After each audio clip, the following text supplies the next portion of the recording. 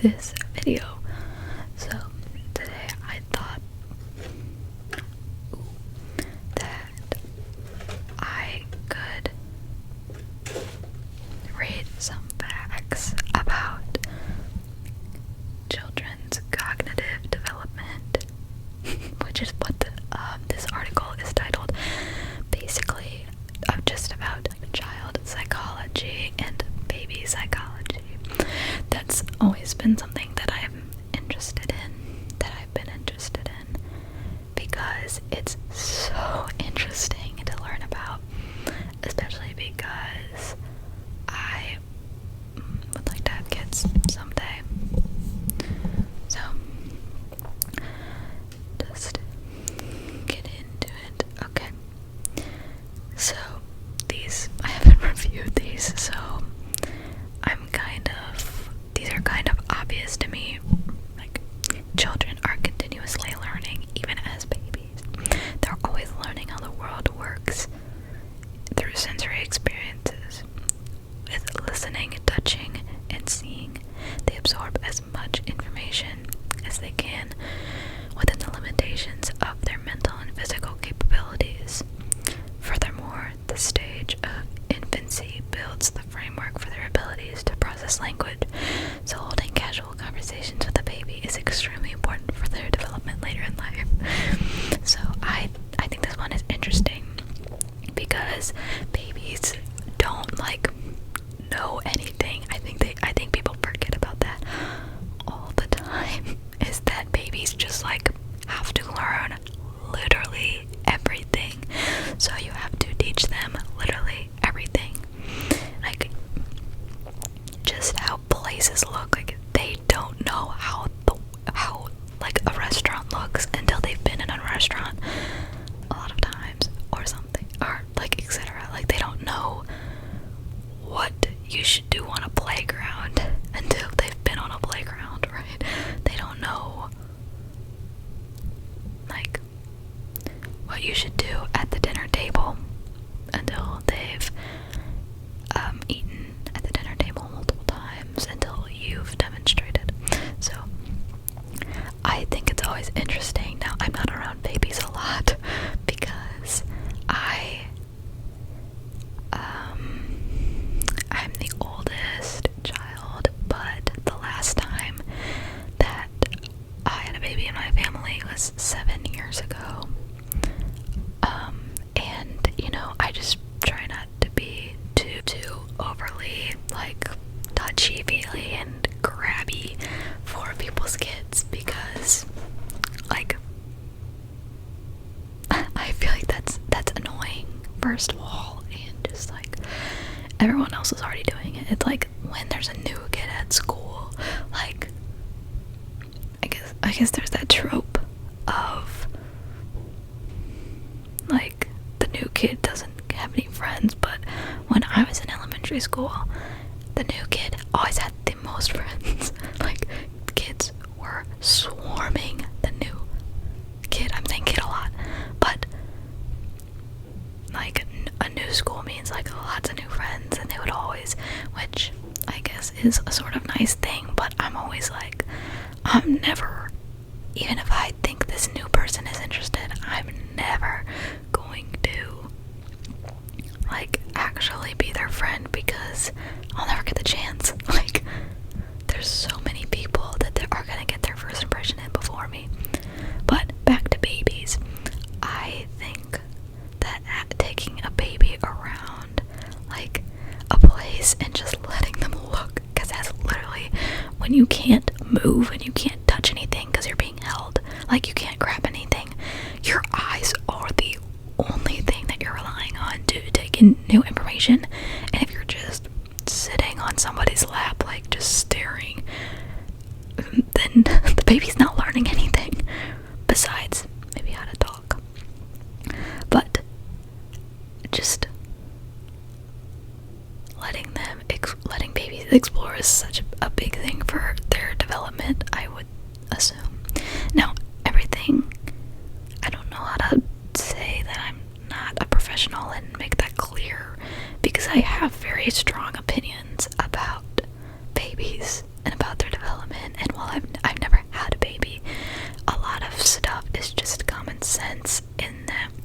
babies are like just they're so interesting because there's no other situation in life where you would get an entirely fresh start like that. I don't know, but yeah, just taking these and letting them like hold stuff. Now, like I said, I work at a restaurant, so you know, people letting their babies explore the restaurant on foot is not ideal. Or nor is letting them eat the sugar packets. That's disgusting because the packets are made of paper. So you know what water does to paper, or spit does to paper? It dissolves it, or it goes straight through it. So now there's baby spit in people's sugars. And if I don't see it, or somebody doesn't see it, then there really is baby spit in people's sugars. So that's kind of weird. It is an interesting thing to think about, like it's a miracle that babies aren't sick all the time because they're putting everything in their mouths, literally everything. They're like, I don't know, they're touching it, putting their hands in their mouth, they're just putting it in their mouth. Like, it's a miracle that I don't know, there's not like baby pandemics, because that's insane.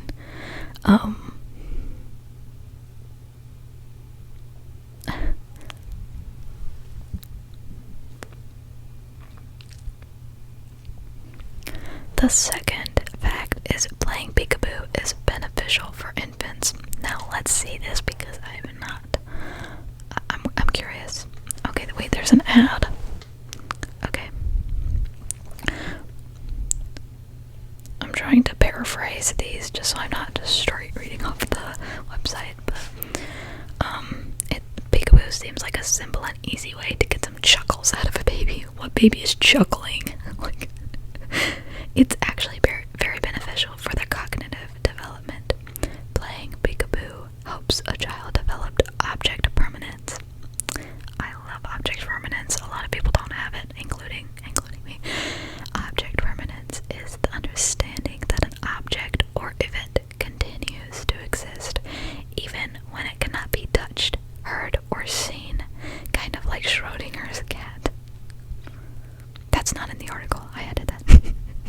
The concept develops between infants who are 6 months to a year old. Now that's another interesting thing.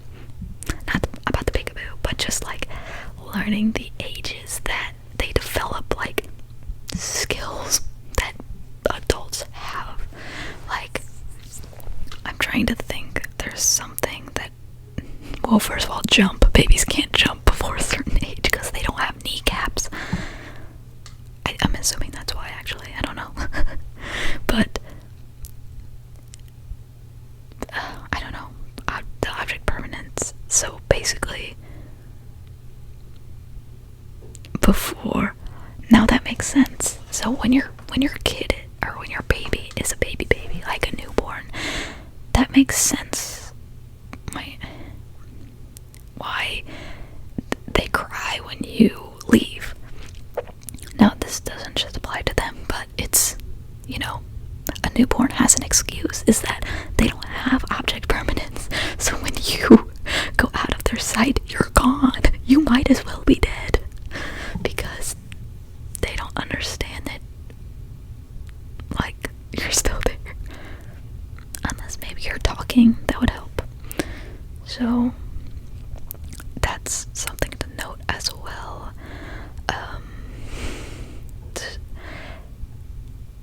That brings up in my mind, like, the struggle, me personally, because all of this knowledge is ultimately to help me raise a child in the future, not now, but because, I don't know, just because I'm so interested, there's this extra fear, like, that I am doing something wrong, or that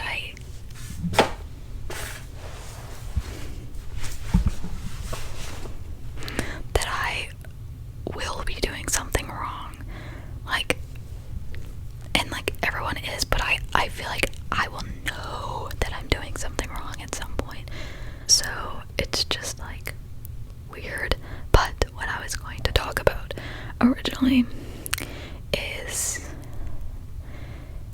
to, contact nap, which is where your baby naps while you hold them or while they're strapped into a baby carrier. Those seem beneficial for the baby's sleep. But and the same thing with co-sleeping. Now, I personally probably wouldn't co-sleep. Like, it just seems very dangerous with SIDS, and because I don't know what people mean when they say co-sleep. Does that mean your baby's sleeping in the bed with you? What does that mean? Does it mean they're sleeping in the same room? Because I think it could mean many different things. But I would co-sleep in the way that there's a bassinet right next to the bed. So, but I swear I've heard people say, like, my baby sleeps in bed with me, and that makes me go like, well, what do you mean? How is your baby not suffocating on the sheets or on the comforter or on a pillow or on somebody? Because I would always be scared that I was gonna roll over on them. I just don't understand. And I'm at the age where nobody I know has a baby because we are teenagers. So that's a good thing, I guess. Except for I do know of a couple people who went to my school that were pregnant, having a baby. Ooh, apparently, allegedly, one of them was due in December, and it's now January, so maybe she has a baby now. That would be interesting. Although winter break would be a good time to have a baby, right? You get the first 2 weeks free. Well, if you're in school, a summer baby would be the ultimate. But, anyways, as I was saying, the contradiction, paradox, no, the juxtaposition of sleep training versus co-sleeping and naps and stuff like that, that's a very difficult thing for me to think about, because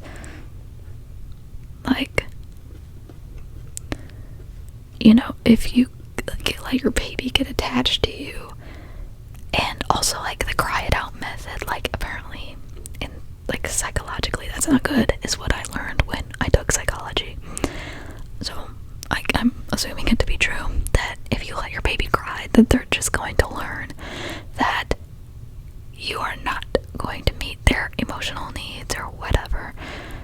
And I don't think it's that aggressive, that it's that serious or whatever, but I don't know, because psychology is serious, especially in children. So I don't what? Yeah, I have no clue. But that versus there's no way, especially if you have multiple kids, that you can be putting up with 100% of your baby's needs. Not like that, but just always being a perfect parent for them. But I don't know, just the differences between those things, because yes, some of the methods would make your baby be more independent, but would that create an insecure attachment, avoidant or an anxious attachment, as opposed to a secure attachment wherein your baby knows, or your child knows, that if you leave, you're going to come back, and that someone will be there to meet their needs most all of the time. That's something that I do not understand, and I have opinions on it, but they're not final. They're not, I don't know. Okay, but peekaboo. Object permanence. Yeah, cool. That is interesting. That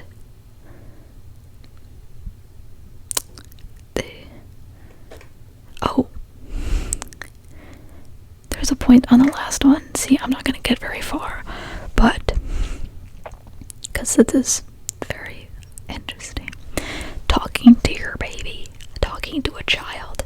I noticed this, and I don't know, but my youngest brother excelled in language because, I'm assuming because he had 3 older siblings that were talking to him normally. Like, we weren't talking to him like a baby. We were just, like, we would just talk to him, like, have conversations with him. We're like, yeah, like, I don't know. And obviously, he had a speech impediment, but that also, probably pacifiers played a part in that, because he had a pacifier and a huge overbite for a while, but it seemed like he talked a lot faster, and he knows so many words. Like, sorry, my stomach grumbled, but he knows so many words, and it's so interesting. He's very intelligent language-wise. He can read really well. He's a great, like, speaker, publicly speaker. He's really funny. That's another thing. I feel like kids don't have a sense of humor in the way that adults do, in the way that it's clever.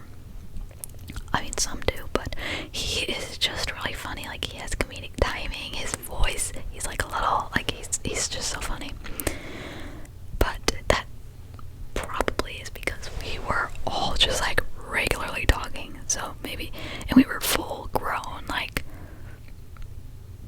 so him, like, as opposed to, you know, if he was just born and the oldest child was 2, and there's just 2 of them, and there's just a bunch of little kids. If you grow up around little kids, like, as a baby, if you grow, and there's little kids around you, like, as your siblings, then your highest expectation, or your highest influence beside your parents, is a toddler, and that's all you have to look up to and mimic.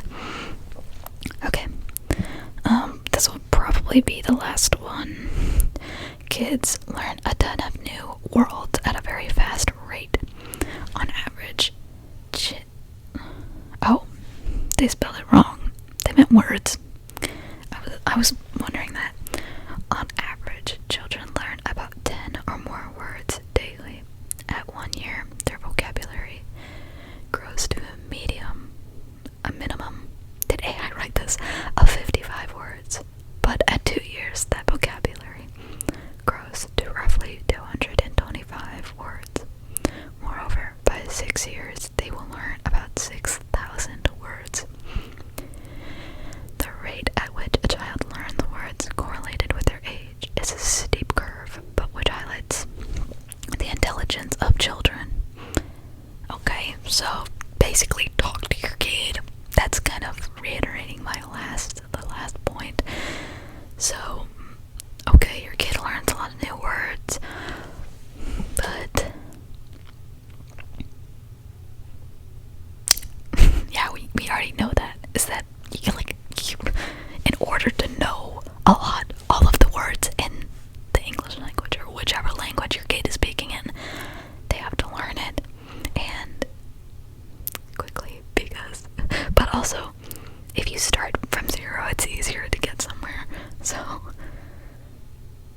like, it seems more impressive, like, going from 1 to 50 is, like, more than doubling, like, it's like multiplying the number of words you know by 50, but if you go from 50 to 100, that's just multiplying the number of words you know by 2. I don't know, like, is that relevant, is that valid? But anyways, I would like to do another video on this. It seemed easy, like an easy topic.